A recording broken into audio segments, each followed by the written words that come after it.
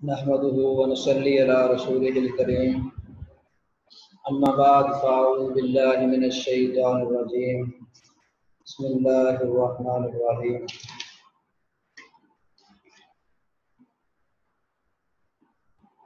قال النبي صلى الله عليه وسلم من يريد الله به خيرا يفقهه في الدين۔ صحیح البخاری کے اندر یہ روایت 71 نمبر ہے۔ سیدنا معاویہ رضی اللہ تعالیٰ عنہ سے یہ روایت ہے، فرماتے ہیں میں نے رسول اللہ صلی اللہ علیہ وسلم کو یہ فرماتے ہوئے سنا، آپ فرما رہے تھے من یرید اللہ بہ خیرا یفقہہ فی الدین، جس سے رب اللہ تعالیٰ بھلائی کا ارادہ رکھتے ہیں اللہ اس کو دین میں سمجھ بوجھ عطا کر دیتے ہیں۔ امام بخاری رحمہ اللہ نے یہی حدیث کے الفاظ پر ہی باب قائم کیا ہے۔ باب کیا ہے؟ باب من یرید اللہ بہ خیرا یفقہہ فی الدین۔ تو آج کا ہمارا سبق فقہ کے متعلق ہوگا۔ فقہ کیا ہے؟ فقیہ کون ہے؟ اصل میں فقہ کس چیز کا نام ہے؟ اور امام بخاری رحمہ اللہ فقیہ تھے۔ محدثین کرام نے امام بخاری رحمہ اللہ کے بارے میں، ان کی فقاہت کے بارے میں جو اقوال بیان کیے ہیں وہ میں آپ کے سامنے بیان کروں گا۔ تو فقہ در حقیقت کسی چیز کو جاننا، العلم بالشیء کا نام فقہ ہے۔ حمزہ کدھر ہے؟ العلم بالشیء کا نام فقہ ہے۔ فقہ خالی علم کا نام نہیں ہے، کسی بھی چیز کو پہچان لینا، بلکہ فقہ ہے دقت الفہم کا نام، کسی چیز کو باریک بینی سے جاننا، اس کی حقیقت کو پہچاننا۔ بلکہ قرآن پاک میں کچھ چیزوں کی وضاحت ملتی ہے کہ فقہ یہ ہے کہ انسان کسی کی بات کو سنے، متکلم کی غرض و غایت کو انسان سمجھ لے، تو یہ ہے فقہ۔ اصول فقہ کے علم کے مطابق فقہ کی تعریف یہ بنتی ہے العلم بالاحکام الشرعیۃ العملیۃ المقتصبۃ من ادلتها التفصیلیۃ۔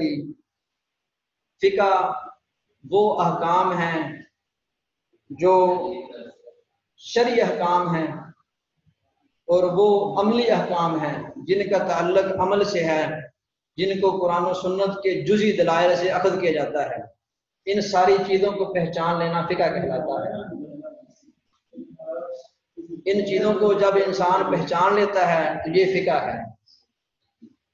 تو یہاں پر کچھ تفصیل، اس تفصیل کی، اس فقہ کی تعریف کی یہ ہے کہ بالاحکام الشرعیہ، شرعیہ سے مراد وہ احکام اور مسائل ہیں جن کا تعلق کتاب اللہ اور سنت رسول سے ہے، کتاب اللہ اور سنت رسول سے ہے۔ عملیہ سے مراد وہ احکام ہیں، وہ معاملات ہیں، وہ اوامر و مناہی ہیں جو انسان نے خود کرنے یا چھوڑنے ہیں۔ المقتصبۃ من ادلتها التفصیلیہ سے مراد ایک ایک جز کے لیے الگ الگ دلیل ہو، جس کی مثال اللہ تعالیٰ کا قرآن پاک ہے، سورہ نساء آیت نمبر 23 کے اندر فرماتے ہیں اللہ تعالیٰ حرمت علیکم امہاتکم، تم پر تمہاری ماؤں کو حرام کر دیا گیا ہے۔ یہ تفصیلی دلیل ہے، ایک خاص مسئلہ ماؤں سے نکاح کرنے کے بارے میں یہ دلیل ہے۔ تو یہ ایک خاص حکم کے لیے دلیل ہے۔ وہ حکم کیا ہے کہ ماؤں کے نکاح، ماؤں سے نکاح کیا ہے؟ حرام ہے۔ تو اس قرآن پاک کی آیت کو سامنے رکھ کے یہ مسئلہ سمجھنے والا یہ کیا ہے؟ فقہ جاننے والا ہے۔ تو فقیہ کون ہوا؟ فقیہ مجتہد، ایک ہی معنی میں دونوں الفاظ استعمال ہوتے ہیں۔ فقیہ وہ ہے جس کو قرآن و سنت پر مکمل عبور حاصل ہو۔ کیا حاصل ہو؟ مکمل عبور حاصل ہو۔ قرآن و سنت کے کم از کم جو احکامات کے مسائل ہیں، احکامات کے بارے میں آیات اور حدیث ہیں، ان پر اس کو عبور ہو۔ عربی زبان کو وہ جاننے والا ہو، اس طرح عربی ادب سے اس کی واقفیت ہو، اور قرآن و حدیث کی علل کو وہ جانتا ہو، قرآن کریم کی آیات کب اتری، شان نزول، ناسخ منسوخ کی پہچان ہو، اس طرح الفاظ کے بارے میں وہ جانتا ہو۔ تو ہمارا موضوع امام بخاری رحمہ اللہ کے بارے ہے۔ امام بخاری رحمہ اللہ ایک فقیہ انسان ہیں جنہوں نے کتاب اللہ کو اور سنت رسول کو، احادیث نبویہ سے ڈائریکٹ مسائل استنباط کیے ہیں، ان کے اندر مہارت تامہ حاصل کی ہے۔ تو یہاں یہ یاد رکھیں، فقیہ وہ شخص ہوگا جو قرآن اور حدیث کو سامنے رکھ کر مسائل حل کرتا ہو۔ فقہ قرآن و سنت کا نام ہے، اس کے علاوہ کسی اور چیز کا نام نہیں۔ یعنی کچھ لوگوں نے فقہ کے معنی مفہوم کو بدل دیا ہے، بلکہ قرآن و سنت سے بالکل مخالف مسائل بیان کیے، لکھے، ان کے مطابق کتابیں لکھی اور طلبہ کو پڑھائے، اس کا نام فقہ رکھ دیا۔ جس طرح عام مشہور فقہ حنفی وغیرہ ہے، بہت ساری کتابوں کے اندر یہ مسائل باتیں موجود ہیں۔ تو ہم انشاءاللہ ایک سبق پورا اس بات پر کریں گے کہ فقہ جو شرعی فقہ ہے اس میں اور عام جو فقہ ہے اس میں فرق کیا ہے، شریعت اور فقہ میں کیا فرق ہے۔ یعنی کہ ایک فقہ وہ ہے جو محدثین نے بطور مسائل کو استنباط کرنے کے لیے استعمال کیا لفظ، فلاں بندہ فقیہ ہے، اس کے پاس علوم کی معرفت ہے۔ ایک وہ ہے جو کچھ لوگوں نے استعمال لفظ کیا، اپنے من گڑت اپنے مذہب کے متعلق مسائل پر لفظ فقہ بول دیا، اور 6 سال 7 سال کا لمبا پیریڈ طلبہ کو گزار دیا، یہ فقہ ہے، یہ فقہ ہے، اور کتاب اللہ اور سنت رسول اس سے بالکل کھلواڑ کیا، اور آخری سال میں طلبہ کے سامنے صحاح ستہ تمام کی تمام کتابیں پڑھ کے سنا دی۔ تو یہ قرآن و سنت سے بھی مذاق ہے، اور محدثین کی فقہ سے بھی کیا ہے، مذاق ہے۔ امام بخاری رحمہ اللہ جن کے بارے میں کل ہم نے حالات زندگی جن کے پڑھے تھے، امام بخاری رحمہ اللہ الباری فقیہ انسان تھے، مجتہد انسان تھے۔ ان کے فقاہت پر، ان کی سمجھ بوجھ پر، ان کے اساتذہ، ان کے تلامذہ اور بعد میں آنے والے کئی ایک علماء کے اقوال موجود ہیں۔ اور کل کا ہمارا لیکچر یہ ہوگا کہ امام بخاری رحمہ اللہ فقیہ انسان تھے۔ صحیح البخاری کے اندر صحیح البخاری کے اندر وہ کون کون سی مثالیں ہیں جہاں سے پتہ چلتا ہے کہ امام بخاری فقیہ انسان ہے۔ آج ہم جو پڑھنا چاہتے ہیں وہ یہ ہے کہ امام بخاری رحمہ اللہ کیا تھے، فقیہ انسان تھے۔ امام بخاری رحمہ اللہ کے اساتذہ کے چند اقوال آپ لکھ لیں، اساتذہ کے چند اقوال جو امام بخاری رحمہ اللہ کے بارے میں بیان کیے ہیں ان کے اساتذہ نے۔ تو سب سے پہلی بات، امام بخاری رحمہ اللہ کے فقیہ ہونے کے لیے 2 بہت بڑی دلیلیں ہیں۔ ایک دلیل خود صحیح البخاری کتاب ہے، صحیح البخاری مسئلہ کتاب ہے، جو انسان صحیح البخاری کتاب پڑھ لے وہ خود بخود یہ سمجھ لے گا کہ امام بخاری کیا ہے، فقیہ انسان ہے۔ امام بخاری رحمہ اللہ نے ایک ہی متن کو، ایک ہی روایت کو بیان کر کے 23-20 مسئلے نقل کیے ہیں، جس سے حدیث کے متن سے، قرآن پاک کی آیت کریمہ سے۔ تو امام بخاری رحمہ اللہ کی جو فقہ ہے، یہ ترجمۃ الباب جو امام بخاری نے قائم کیے ہیں اس کے اندر ساری کیا ہے، موجود ہے۔ ایک کتاب ہے الامام البخاری و صحیح، اس کے صفحہ 136 پہ اس عبارت کا خلاصہ یہ ہے کہ تمام مخلص ائمہ جو اسلام میں گزرے ہیں، مجتہدین، ثقات، منصفین، ان کا یہ متفق علیہ فیصلہ ہے کہ امام بخاری رحمہ اللہ کبار فقہا اور بہترین مجتہدین میں سے تھے، اور تمام فقہا سے بڑھ کر کتاب اللہ اور سنت رسول کو سمجھنے والے تھے، اور قرآن و حدیث کے معنی، مفہوم، اشارات اور ان کے متعلقات یہ سب سے زیادہ کون جانتے تھے، امام بخاری رحمہ اللہ۔ تو یہاں پر یہ بات قابل فخر ہے ان مسلمانوں کے لیے کہ جو اپنی زندگی کے مسائل قرآن و سنت सिर्फ बिला वास्ता डायरेक्ट कुरान और सुन्नत से लेते हैं, इन्हें सहीह बुखारी को अपने सामने रखते हैं और सहीह बुखारी के अहादीस को कुरान और सुन्नत के सामने रखते हैं। सहीह बुखारी के जो नुस्खा है, दरसी नुस्खा, उसके टाइटल पर एक इबारत लिखी हुई है, वो नुस्खा अहनाफ की तरफ से शाया शुदा है, लेकिन अल्लाह ताला ने इमाम बुखारी रहमतुल्लाह की जो कदर है वो साबित करनी थी। उसके टाइटल पर क्या बात लिखी हुई है, कद इत्तफक़ल अइम्मतु अला अन्ना जामिअ सहीह मोहम्मद इब्न इस्माईल अल बुखारिया अमीरुल मोमिनीन फिल हदीस व रासुल मुहद्दिसीन फिल कदीम वल हदीस व उस्तादुल हुफ़्फ़ाज़ अल्लज़ी इज्तमाअतिल उम्मतु शरक़न व ग़रबा अला तौफ़ीक़िही व अमानतिही व ज़ब्तिही व सियानतिही फ़रज़ियल्लाहु तआला अन्हु व अन्ना व मिन जमीइल मोमिनीन वल मोमिनात। ये सारी इबारत कहाँ लिखी हुई है? सहीह बुखारी के दरसी नुस्खे की पहले जिल्द के टाइटल पर। देखो मफ़हूम इसका क्या निकलेगा कि तमाम के तमाम आइम्मा ने इस बात पर इत्तिफाक किया है कि सही अल जामे सही को जमा करने वाले मोहम्मद बिन इस्माईल अल बुखारी रहमतुल्लाह वो हदीस के अंदर मोमिनीन के क्या हैं? अमीर हैं। वो मुहद्दिसीन के जो पहले मुहद्दिसीन गुजरे हैं और जो बाद में आने वाले हैं उनकी क्या है? मेन बुनियाद हैं। वो हुफ़्फ़ाज़ के उस्ताद हैं और उम्मत ने जो उम्मत मशरक में है, मगरब में है, उन सारों ने क्या किया है? इस बात पर इत्तिफाक किया है कि इमाम बुखारी रहमतुल्लाह क्या है? वो अपने सिका होने में, अपनी अमानत में, हदीस को ज़ब्त करने में, अपनी दयानतदारी में क्या है? मजबूत हैं, पाए के हैं। फिर दुआ भी लिखी हुई है इमाम बुखारी रहमतुल्लाह के लिए कि रज़ी अल्लाह ताला अन्हु, अल्लाह ताला उनसे राज़ी हो जाए। तो ये इबारत इमाम बुखारी रहमतुल्लाह की फ़क़ीह होने के लिए काफ़ी है। यहाँ पर एक बात ये भी याद रखें, जिन्होंने खुद सही बुखारी का दरसी नुस्खा शाया किया उन्हीं के उलमा, जो शेख तंजीलुर रहमान साहब ने आपको लेक्चर दिया कल भी आज भी, इमाम बुखारी रहमतुल्लाह के रुतबे और मकाम को गिराने के लिए, सहीह बुखारी के मकाम को गिराने के लिए बेशुमार बातें करते हैं, जबकि खुद किताब शाया करके टाइटल पर ये इबारत लिखी हुई है। तो मैं आपके सामने इमाम बुखारी रहमतुल्लाह के असातिज़ा जिनसे इमाम बुखारी रहमतुल्लाह ने तलबे हदीस किया है उनके अक़वाल बयान करता हूँ। तो पहले उस्ताद इमाम बुखारी के हैं कुतैबा बिन सईद। कौन है?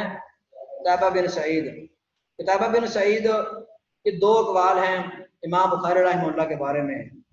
दोनों का खुलासा क्या है कि इमाम बुखारी रहमतुल्लाह के बारे में खुद कुतैबा बिन सईद कहते हैं, जालस्तुल फुक़हा वज़्ज़ुहादा वल उब्बादा फमा रअयतु मुन्ज़ु अकलतु मिस्ला मुहम्मद इब्न इस्माईला व हुवा फी ज़मानिही का उमर इब्न अल-ख़त्ताब फी सहाबा।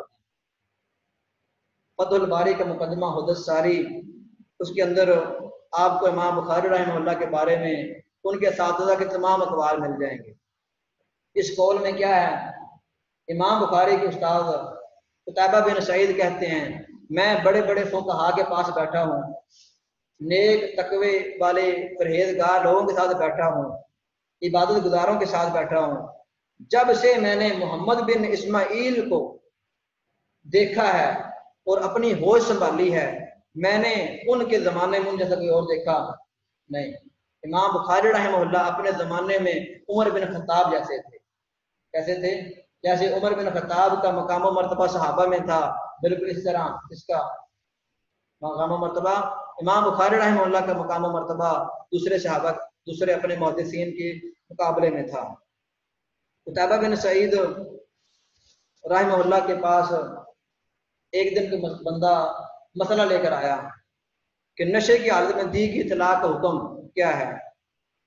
तो अभी मसला बयान हो रहा था कि इमाम बुखारी रहमतुल्लाह पीछे से क्या आ गए, तशरीफ ले आए उनके पास। तो कुतैबा बिन सईद उस्ताद हैं, हदीस के उस्ताद हैं, इमाम बुखारी के उस्ताद हैं।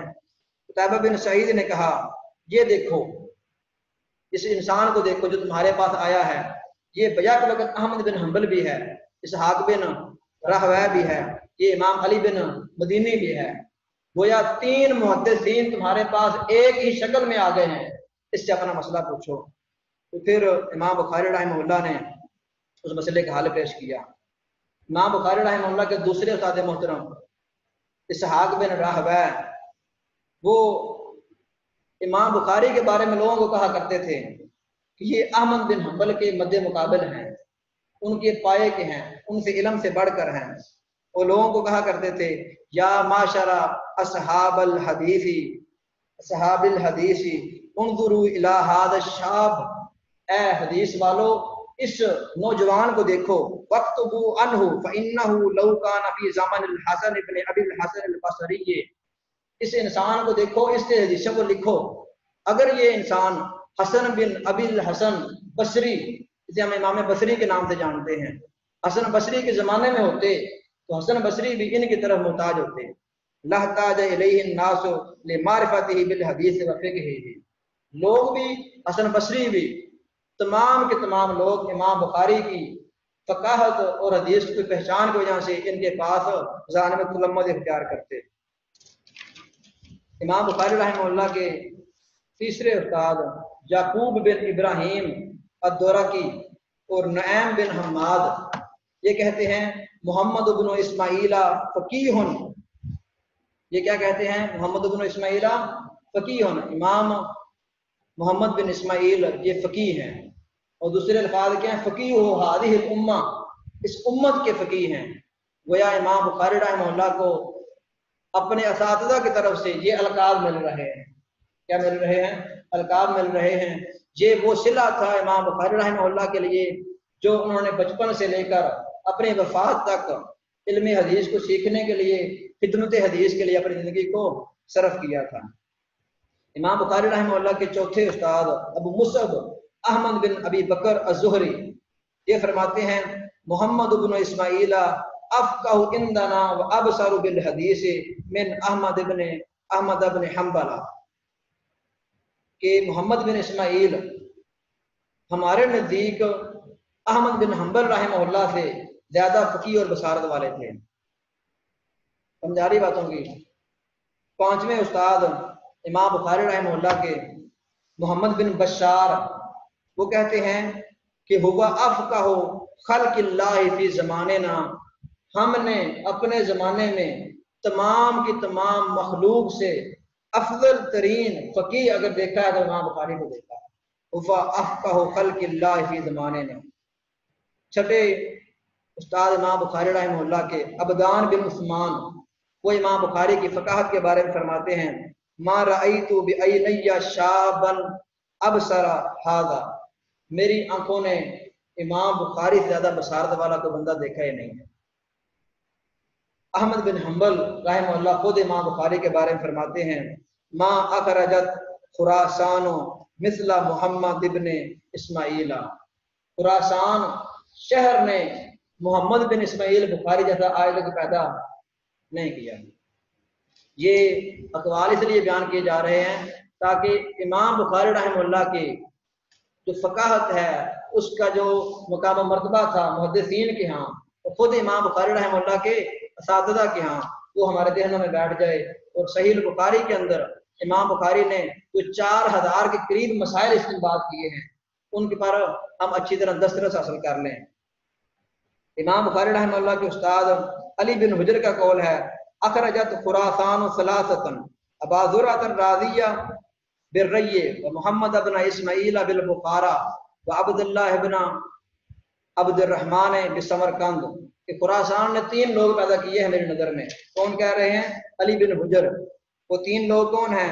رئی کے مقام پر ابو زرع راضی ہیں، اور بخارا شہر میں محمد بن اسماعیل ہیں، اور عبداللہ بن عبد الرحمن امام دارمی سمرقند کے ہیں۔ تو جب امام دارمی رحمہ اللہ کو پتہ چلا کہ امام بخاری رحمہ اللہ وفات پا چکے ہیں، انہوں نے بہت زیادہ افسوس کا اظہار کیا تھا۔ صالح بن جدرہ یہ کہتے ہیں ما رأیت خراسانیا افہم من محمد بن اسماعیل، میں نے محمد بن اسماعیل سے زیادہ فقیہ، زیادہ بصارت والا خراسان شہر میں کوئی نہیں دیکھا۔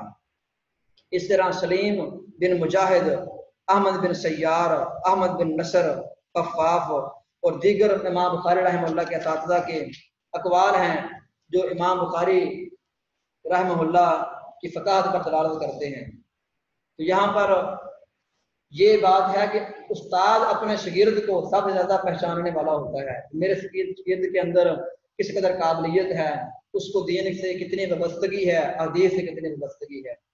تو امام بخاری رحمہ اللہ کے اساتذہ نے تو تعریف کی ہے، ان کے موجودہ دور کے علماء امام بخاری کے جو ہم اثر تھے انہوں نے بھی امام بخاری رحمہ اللہ کے بارے میں بہت کچھ کہا ہے، جن میں سے چند باتیں امام دارمی کہتے ہیں، انی قد رأیت العلماء بالحرمین والحجاز والشام والعراق فما رأیت فیہم اجمع من محمد ابن اسماعیل وعالمنا وافقہنا اکثرنا طلبا۔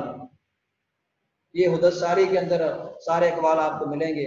امام دارمی کہتے ہیں میں نے حرمین مکہ اور مکرمہ میں، حجاز میں، شام اور عراق میں تمام کے تمام علماء کو دیکھا ہے جن سے میں ملا ہوں، تو میں نے ان ساروں کو محمد بن اسماعیل کے مد مقابل نہیں پایا۔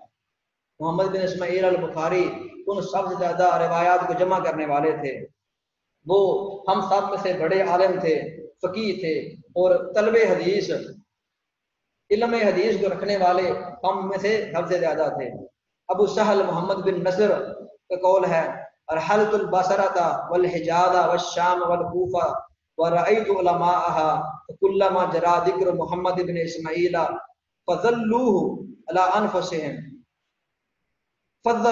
انفسهم۔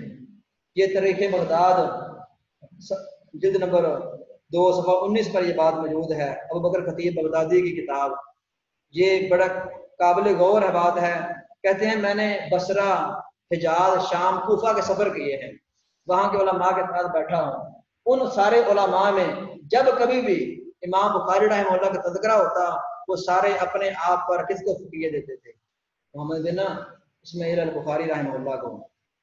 اس طرح عبداللہ بن محمد المسندی، یہ امام بخاری رحمہ اللہ کے استاد ہیں، یہ آپ کے بارے میں کہا کرتے تھے محمد بن اسماعیل امام ای یعلم حدیثا و عللہ، یہ محمد بن اسماعیل امام ہیں اور حدیث کو ان کی علتوں کو پہچانتے ہیں۔ فمن لم یجعل اماما فتہمہ، جو انسان آپ کو ملے تو امام بخاری کو حدیث کے اندر امام نہیں مانتا، تم ان پر تہمت لگا سکتے ہو، اس کو متہم بالقذف کر سکتے ہو۔ گویا امام بخاری رحمہ اللہ کے بارے میں رتب و یابش کو اکٹھا کرنا، صحیح اور غلط کو اکٹھا کرنا، یہ محدثین کے ہاں کیا تھا؟ معیوب تھا۔ کیا تھا؟ معیوب تھا۔ اس طرح امام بخاری رحمہ اللہ کے اپنے شاگرد ہیں محمد بن ابی حاتم، وہ کہتے ہیں سمیتہ یعنی البخاری یقول لا اعلم شیئا یحتاج الیہ الا وهو فی الکتاب والسنۃ فقلت له یمکن معرفۃ ذلک قال نعم۔ کہتے ہیں میں نے امام بخاری رحمہ اللہ سے سنا، وہ فرما رہے تھے میں ایسی کوئی چیز نہیں جانتا جس کی طرف انسان کو ضرورت پڑتی، جس کی جو انسان کی زندگی کے لیے کام آتی ہے، مگر وہ کتاب و سنت میں موجود ہے۔ تو شاگرد نے سوال کیا خادم محترم اس ساری چیزوں کو جاننا کیا کسی انسان کے لیے ممکن ہے؟ تو امام بخاری نے کہا تھا نام ہاں، حدث ساری کے اندر یہ قول موجود ہے۔ فتح الباری حدث ساری کے اندر مقدمے کے اندر ابن حجر رحمہ اللہ نے اس قول کے بعد یہ اشارہ کیا ہے کہ امام بخاری رحمہ اللہ وہ انسان تھے جو کتاب و سنت کو بالکل مکمل جانتے تھے۔ تو یہاں پر امام ابن حجر رحمہ اللہ جنہوں نے امام بخاری رحمہ اللہ کے صحیح البخاری پر یہ شرح مرتب کی ہے، ان کا آخر میں یہ قول، اس کے علاوہ متاخرین نے بے شمار قول لکھے ہیں۔ یہ جو میرے پاس کتاب ہے ڈاکٹر فضل الہی صاحب کی فضل الباری فی تکمیل صحیح البخاری، یہاں پر ایک بڑا پیارا نقطہ انہوں نے لکھا ہوا ہے کہ امام بخاری رحمہ اللہ کسی 3ری صدی ہجری کے ہیں۔ کب کے؟ 3ری صدی ہجری کے۔ اس دور سے لے کر آج تک لوگ امام بخاری رحمہ اللہ کی تعریفات کر رہے ہیں، امام بخاری رحمہ اللہ کے بارے میں اقوال لکھ رہے ہیں۔ تو امام ابن حجر رحمہ اللہ یہ 9ویں صدی ہجری کے ہیں۔ کب کے ہیں؟ 9ویں صدی ہجری کے۔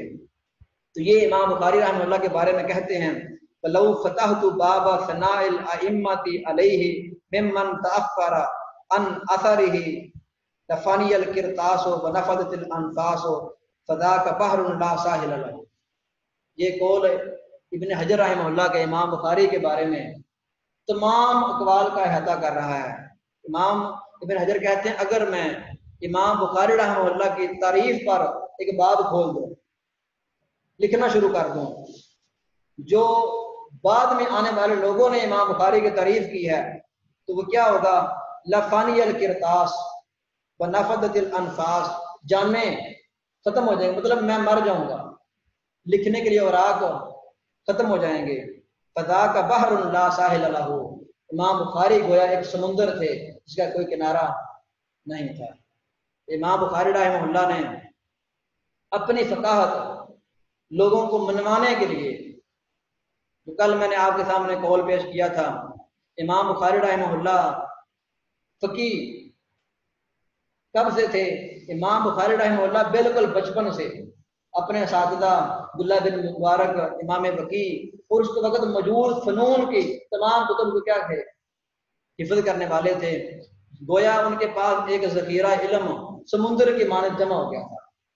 اس وقت امام بخاری رحمہ اللہ جب بھی اپنے اساتذہ کے پاس جاتے یا اپنے تلامذہ کے مجلس میں بیٹھتے تھے، شاید کوئی بھی امام بخاری رحمہ اللہ کے بارے میں بولنے کے لیے یا امام بخاری رحمہ اللہ کے مد مقابل کھڑے ہونے کے لیے تیار نہیں تھا۔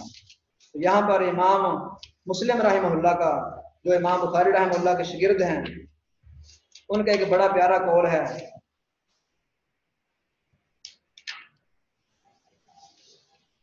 وہ کہتے ہیں لا یبغضک الا حاسد، امام بخاری کو مخاطب کر کے کہہ رہے ہیں لا یبغضک الا حاسد واشهد انه ليس في الدنيا مثلک، کہتے ہیں امام بخاری کو آپ سے نفرت کرنے والا، بغض کرنے والا، سوائے حسد کرنے والے کے کوئی اور نہیں ہو سکتا۔ مطلب صحیح بخاری کو دیکھ کر، صحیح بخاری میں امام بخاری کی فقاہت کو دیکھ کر، سب چیزیں سامنے رکھ کر اگر پھر بھی کوئی آپ سے کیا کرتا ہے؟ نفرت کرتا ہے، بغض کا اظہار کرتا ہے، تو وہ کیا ہے؟ حسد کرنے والا انسان ہے۔ تو واشهد انه ليس في الدنيا مثله، میں امام مسلم یہ گواہی دیتا ہوں کہ آپ جیسا اس دنیا میں کوئی موجود نہیں ہے۔ تو یہی بات کافی ہے امام بخاری رحمہ اللہ کی فقاہت کے لیے۔